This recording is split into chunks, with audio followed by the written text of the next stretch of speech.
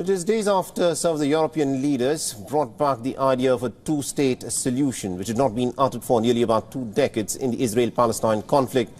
Now, Pope Francis has also advocated for a two-state solution in an interview with Italy's state news channel.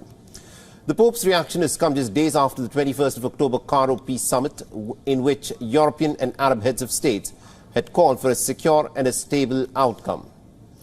The Pope Francis said that a two-state solution is needed for Israel and Palestine in order to put an end to this war.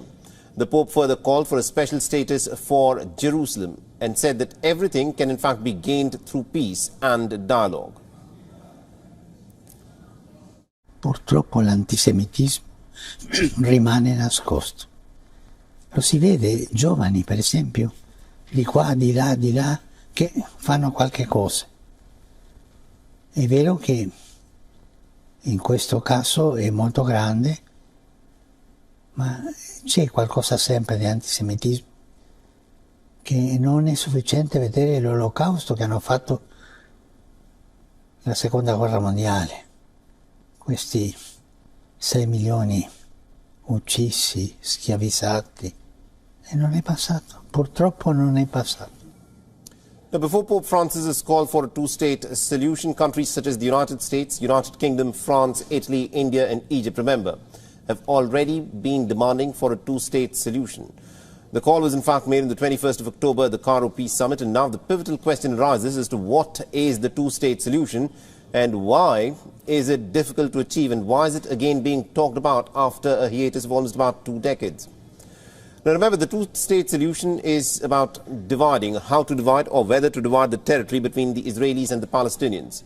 Whether the Palestinian territories can even become a viable independent state with their own sovereignty, and how to resolve the years of violence that includes the Israeli illegal occupation of the West Bank, the partial and the complete blockade in the Gaza Strip, and also about the illegal Israeli settlements that are being built on more and more of the Palestinian land, which has made the two-state solution almost unviable. Now, it faces many challenges. It is borders and, of course, Jerusalem. No consensus has been built on drawing the border lines yet, and both Israel and Palestine claim Jerusalem as their capital, considering the Holy City is the epicenter of all 3 Abrahamic faiths and cultural heritage.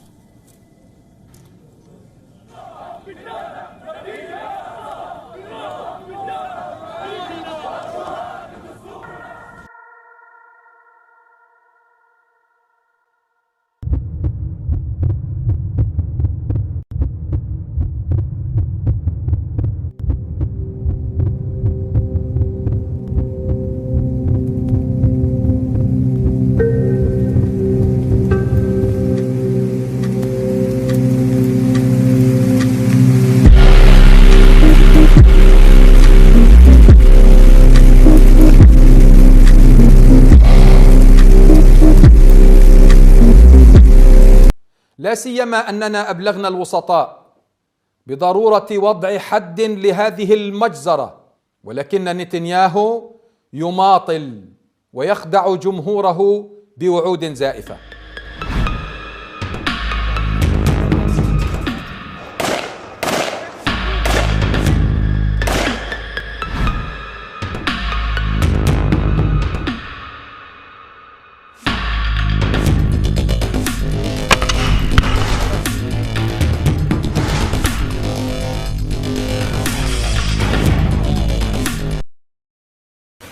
We're standing with Israel against Hamas terrorism.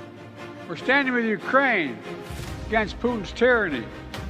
Mr. Prime Minister, the alliance between Australia and the United States has never been more important than it is today. Welcome back to America Decides. President Biden is hosting Prime Minister Anthony Albanese of Australia at the White House today. In a joint press conference, Biden called Australia a, quote, anchor to peace and prosperity. Nancy Cordes and Paul Salem join us now. Nancy, of course, CBS News chief White House correspondent. Paul is the president and CEO of the Middle East Institute. Nancy, let me start with you on the North Lawn. Summarize the day for us and the most important pronouncements from the president and the Australian Prime Minister on a world that is definitely convulsed.